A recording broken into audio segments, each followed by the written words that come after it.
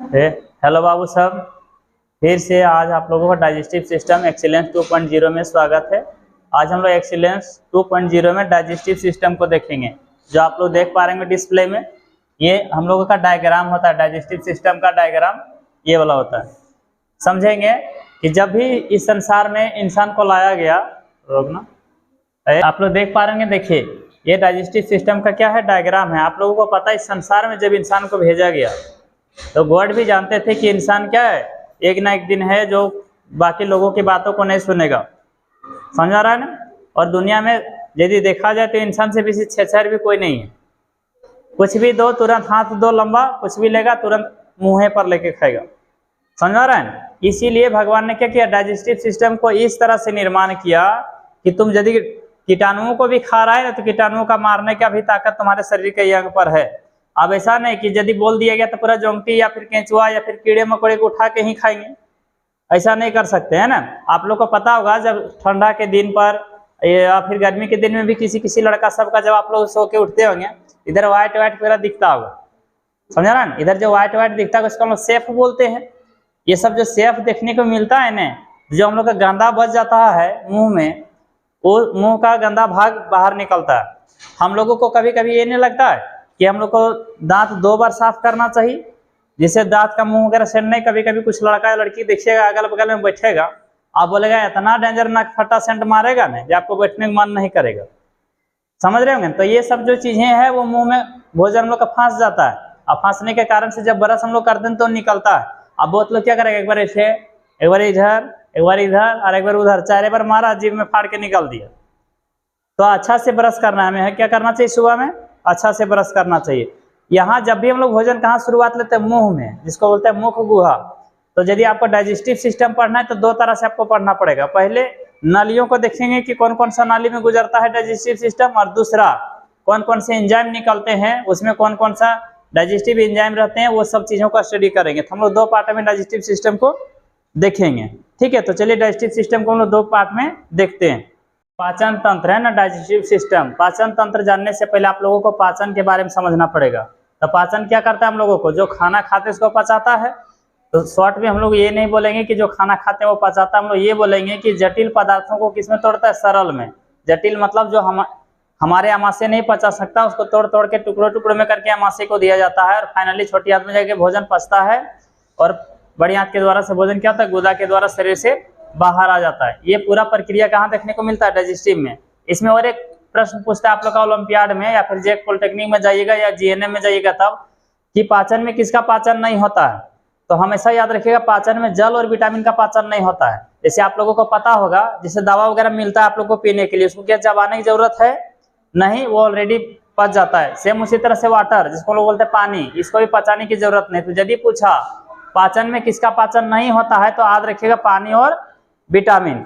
ठीक है। अब बात आता है पाचन तंत्र किसको कहते हैं। आप लोगों को पता है, वैसे कंप्यूटर वगैरह चलाते होंगे, उसमें सीपीयू, माउस, कीबोर्ड सब आता है। हम लोग क्या बोलते हैं, हमारा घर में एगो सिस्टम है, हमारा घर में एगो सिस्टम है। सेम उसी तरह डाइजेस्टिव में भोजन को पचाने में जो जो अंग हमें मदद करते हैं, वो सारे अंग को यदि मिला देंगे तो उसको हम लोग बोलते हैं पाचन तंत्र।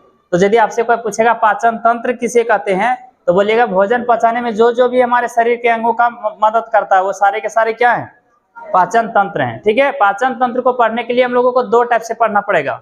वो 2 टाइप कौन कौन है, तो वो देखिए, आहार नाल को और पाचक ग्रंथि को। आहार नाल मतलब जो नली के द्वारा भोजन किधर किधर जाता है वो देखेंगे, और उसमें भोजन को पचाने के लिए कौन कौन सा रस निकलता है, उस रस को लोग एंजाइम बोलते हैं, जो आगे आप लोग 10th में पढ़िएगा पूरा अच्छा से। ठीक है।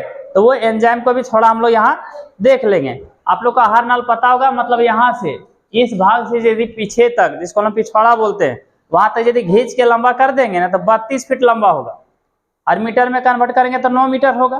जैसे आप लोग मुर्गी घर में बनाते हो ना, तो उसको चीर के निकालता होगा गर्दन से पूरा, और जब चीर के निकालता होगा तो पूरा आंतरिक और सब बाहर आ जाता होगा। हम लोग झारखंड में बोलते हैं ना उसको लदरी, खोटा में यही बोलता होगा। उसको यहाँ से जब पूरा घींचिएगा ना एकदम पीछे तक, तो याद रखिए पूरा का पूरा 32 फीट लंबा होता है। समझ रहे कितना फीट, 32 फीट, और मीटर में कन्वर्ट करेंगे तो 9 मीटर होता है। अब आहार नाल में देखिए पहला भाग जो आता है वो मुंह आता है। भोजन हम लोग कहाँ लेते हैं, मुंह पर। दूसरा कहाँ जाता है, ग्रास नली में। मतलब मुंह के बाद यहाँ से जो नली गया है, इस नली को हम लोग बोलते हैं ग्रास नली, जहाँ आमाशय हमने टच करती है। फिर उसी के बाद देखेंगे आमाशय, जिसको हम लोग खोटा में पेट बोलते हैं, फिर देखेंगे अग्नाशय और यकृत, फिर पित्ताशय, फिर छोटी आंत और लास्ट में बड़ी आंत देखेंगे। आप पाचक ग्रंथि देख पा रहे हैं, जो भोजन को पचाने में मदद करता है उसको हम पाचक ग्रंथि बोलते हैं। उसमें पहला आता है लार ग्रंथि, फिर जठर ग्रंथि, फिर यकृत, फिर अग्नाशय। इतने सारे प्रक्रियाओं को देखेंगे तो अंतिम में हमें डाइजेस्टिव सिस्टम पूरा अच्छे से समझ में आएगा। तो चलिए सबसे पहले हम लोग मुंह में देखते हैं कि मुंह में कौन सी प्रक्रिया होती है। अब देखो माउथ के बारे में हम लोग देख पा रहे होंगे, मुंह के बारे में। तो मुंह के बारे में, मुंह को हम लोग मुंह गुहा भी बोलते हैं। मुंह में क्या होता है, जब भी कोई भोजन को लेते हैं तो सबसे पहले कुटाई करने के लिए कौन हो गया, दांत, और भोजन को वहां मिलाने के लिए कौन हो गया, लार। जैसे हम लोग जिस तरह घर में डेगची में खाना बनाते हो ना, तो कलछुल क्या होता है, लारने का काम करता है। तो जीभ क्या करता है, लारने का काम करता है, और उसमें बहुत सारे लार ग्रंथियां होती है। तो लार ग्रंथियां यदि आप लोग से पूछा जाए कितनी है, तो जीभ में 3 लार ग्रंथियां। वो कौन कौन होता है, पैरोटिड लार ग्रंथि, सबलिंगुअल और सब मेड्यूलर। जो पैरोटिड सबसे बड़ा लार ग्रंथि होता है, यदि पूछा कि सबसे बड़ा लार ग्रंथि कौन है, तो आप लोग क्या बोलिएगा, पैरोटिड। जो कहाँ, सांप के जार में भी पाया जाता है। लार में म्यूकस पाया जाता है। म्यूकस का मतलब होता है चिपचिपा बनाने का काम करना। आप लोग को रेस्पिरेटरी सिस्टम में पढ़ाएंगे, म्यूकस का वहां भी पाया जाता है नाक में। म्यूकस यदि आपके नाक में नहीं होता तो लोग बोलते हैं कि नकटी नकम हो गया है। तो वो जो चिपकने का काम करता है ना, उसको चिपकाने का काम, चिपचिपा बनाने का काम कौन करता है, म्यूकस। आगे इसी में जाके देखेंगे गुदा के द्वारा। तुम लोग सुबह मल मूत्र करते हो, यदि म्यूकस शरीर में नहीं पाया जाता तो आदमी को सकता धर लेता, तो फिर लेटरिन वगैरह करने में बहुत दिक्कत होने लगता, समझा रहे हैं। तो शरीर में म्यूकस का मतलब सीधा याद रखिएगा, चिपचिपा बनाना, भोजन को चिपचिपा बनाना। अब उसी में लार में चिपचिपा पूरा बना दिया। अब बनाने के बाद किसका, शर्करा का पाचन होता है। शर्करा माने जो आपको खाने में मीठा लगे, जैसे कार्बोहाइड्रेट हो गया, समझा रहे हैं। तो उसका पाचन शुरुआत यहीं से करना शुरू हो जाता है। इसमें 2 एंजाइम निकलते हैं, जिसका नाम है डायस्टेज और दूसरा नाम है टाइलिन। टाइलिन जो होते हैं वो शर्करा का पाचन करते हैं, और डायस्टेज भी चोकर वगैरह का पाचन करता है। जीवाणुनाशी यदि हम लोग देखेंगे तो जीवाणुनाशी एंजाइम एक होते हैं, जो कोई भी कीड़े मकोड़े खाएगा। जैसे कभी कभी गाड़ी वगैरह में बैठे हो, पुलिस बोलता है बाबू हेलमेट लगा के जाओ, लेकिन तुम हेलमेट लगाएगा नहीं, समझा ना। तो अचानक यदि हाई पड़ा तो पता चला 4 गो माछी मुंह में, समझा ना। अब यदि 4 गो माछी मुंह में चल गया तो उसको कूटने के लिए कोई चाहिए ना। तो जीवाणुनाशी एंजाइम जो हमारे शरीर में रहते हैं वो कौन होते हैं, लाइसोसोम होते हैं। यहाँ आने के बाद ऑटोमेटिकली वो मर जाएगा, समझ रहे हैं। तो भोजन इस तरह से हमारे मुंह में होता है। मुंह के बाद हम लोग देखेंगे ग्रास नली में कैसे जाता है। चलिए ग्रास नली के बारे में पढ़ते हैं। आप लोग देख पा रहे हैं ग्रास नलियां पढ़ेंगे, मुंह तो पढ़ लिए। अब भोजन, मुंह से जो भोजन नहीं पचता उस भोजन को बोलते हैं बोलस। क्या बोलते हैं, बोलस। अब यहाँ से भोजन आएगा ग्रास नली में। ये जो नली आपको दिख रहे हैं गर्दन में, ये नली यहाँ से यहाँ पेटवा तक, जहाँ पर पेट छुआ है, जैसे आप लोग को फिगर में हम दिखा पा रहे हैं। हेलो, देखिए आप लोग देख पा रहे हैं ये जो हम क्या बोलते हैं, ग्रास नली। जब भोजन मुंह में गया और मुंह में जाने के बाद क्या हुआ, यहाँ, अब यहाँ से भोजन जाएगा। जो मुंह में भोजन नहीं पचा उसको बोलते हैं हम लोग, क्या बोलते हैं जी, बोलस। अब यहाँ से यहाँ भोजन गया, तो यहाँ से जो भोजन जाता है ना, इस भोजन को हम लोग बोलते हैं बोलस। और यहाँ के बाद भोजन जाता है तो इसका काम क्या करता है, भोजन को धकेलने में। क्या काम करता है, भोजन को धकेलने में मदद करेगा। और इसमें वाल्व लगे होते हैं इस तरह का, यदि आप देख पा रहे हैं ऐसे लगा होता है। जैसे भोजन उधर गया उधर से इधर नहीं आएगा। जोर से प्रेशर जब हम लोग मारते हैं, उल्टी पलटी करते हैं, तब दिक्कत हो जाता है। तो सीधा यदि कोई पूछेगा ना ग्रास नली की लंबाई कितनी होती है, तो यहाँ से पेटवा पर, मतलब ये फिगर में जो देख पा रहे होंगे, यहाँ से यहाँ तक यदि जाएंगे हम लोग तो 25 सेंटीमीटर होता है। कितना होता है रे, 25 सेंटीमीटर। और इसका काम होता है भोजन को कर्मानुकुचन धकेलना। कर्मानुकुचन मतलब कर्म से। अब अचानक यदि भोजन तेज गति से जाता तो घड़ घड़ घड़ इधर सुनाई देता, लेकिन ऐसा नहीं होता है। मतलब ये समझ में आ जाना चाहिए कि ग्रास नली हम लोग किसको बोलते हैं, मुंह से जहाँ से यहाँ से जो नस गया है सब पेट तक, जिसको हम मुर्गी बोलते हैं चौचरवा। तो ऊपर वाला जो नस से जो भाग जाता है पेट तक जो छूता है, उस नली को हम लोग बोलते हैं ग्रास नली। उसकी लंबाई कुल 25 सेंटीमीटर। उसका कुछ काम रहता है भोजन को धकेलना और किसको देना, आमाशय को। तब चलिए हम लोग आमाशय को देखते हैं, जिसके बारे में हम आप लोग को बता रहे थे वो ऑलरेडी यहाँ पर क्या हो जा रहा है, आप लोग को दिख रहा होगा। पहला हम लोग लिखे थे लंबाई 25 सेंटीमीटर, भोजन को धकेलने में मदद। और बोलस किसको, जो मुंह में भोजन नहीं पचा उसको बोलते हैं। कर्मानुकुचन का काम होता है और इसमें वाल्व लगे होते हैं। अब आमाशय के बारे में चलते हैं। हम लोग मुंह पढ़े, मुंह के बाद ग्रास नली पढ़े। अब ग्रास नली के बाद कहाँ गया भोजन, आमाशय में। तो हम लोग आमाशय में देखेंगे, जिसको हम लोग पेट बोलते हैं। तो देखिए आमाशय, आपको ये जो फिगर देख पा रहे होंगे आप लोग, इस फिगर को थोड़ा सा गौर करके देखिए आप लोग, है ना। ये जो पेट आपको दिख रहा होगा, इस पेट के बारे में हम लोग पढ़ेंगे। तो दिखाते हैं हम आप लोग को कैसे पढ़ेंगे इसको।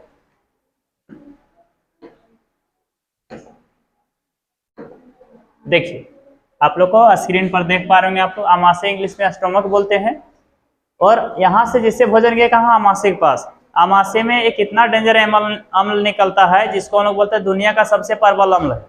इस वाल पर या पेड़ पर यदि उसको छिड़क दिया जाए ना, उसको तेजाब बोलते हैं, तो फाड़ देगा। अब आप लोग के माइंड में ये प्रश्न चलता है फिर पेटवा काहे फाड़ रहा है। पेट इसलिए नहीं फाड़ रहा है क्योंकि ये जो आपको दिख रहा होगा ना मसल्स, इसको मांसपेशियां हम लोग बोलते हैं, चमड़ी बोलते हैं, वो आंतरिक मांसपेशियां जो होती है वो क्षारीय की बनी होती है। और अम्ल को जीरो कौन कर सकता है, तो क्षारीय, और क्षारीय को जीरो कौन कर सकता है, तो अम्ल। कभी कभी हम लोग देखिएगा घर तरफ में यदि पूरी तरकारी मिल गया कहीं पर भोज विवाह में, तो 4 पूरी जा खाते दम दमा के मार दिए 15 को। अब पेट लेके ऐसे करना शुरू कर दिए पूरा, समझ रहा ना। अब जैसे ऐसे करना शुरू, तो हम लोग क्या समझते हैं कि हम लोग का पेट पूरा फूल गया, अब नीचे नहीं होगा। फिर डॉक्टर के पास जाते हैं, डॉक्टर हमें क्या बोलता है कि आपका पेट में क्षारीय की मात्रा ढेर हो गई है, तो आपको फोलिक एसिड का एक विटामिन पीना पड़ेगा। और आपके पेट में गैस्ट्रिक हो गया है, तो गैस्ट्रिक नहीं होता है, गैस्ट्रिक होता है, गैस्ट्रिक हो गया है। तो हम लोग को फोलिक एसिड जैसे लेते हैं वो अम्ल होता है, और अम्ल जैसे होता है लेते हैं हम लोग, तो वो क्या करता है, जीरो करता है। फिर आदमी ऑटोमेटिकली क्या हो जाता है, हीरो।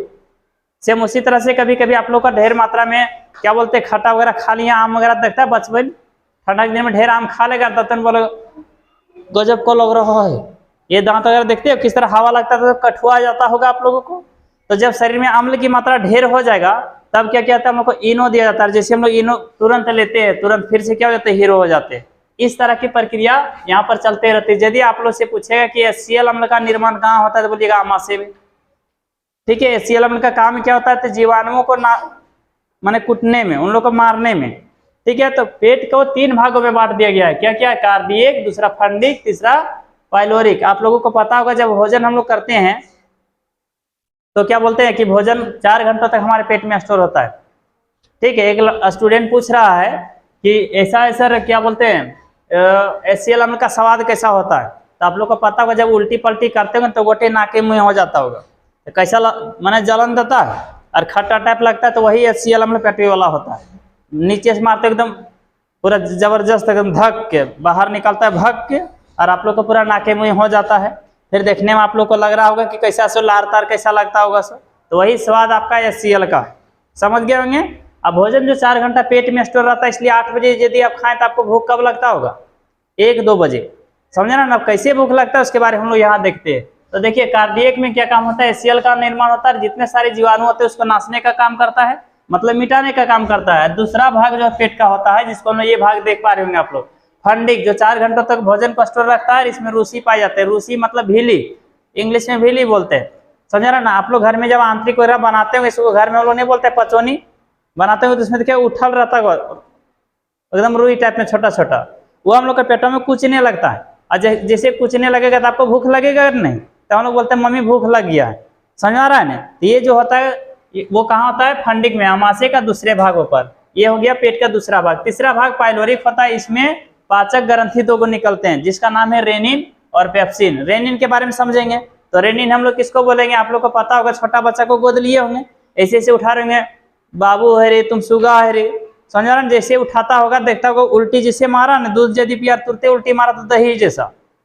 समझ रहे हैं। तो वो कहाँ होता है, पेट का तीसरा भाग में, छोटा बच्चा का। समझ रहा है, क्योंकि उन लोग बाकी पदार्थों को पाचन तुरंत नहीं कर पाएगा, टाइम लगता है, तो इसीलिए उन लोगों का दूध का जो पाचन होता है किसमें हो जाता है, दही में। और वो कहाँ, आमाशय के तीसरा भाग पर, माने अंतिम भाग पर।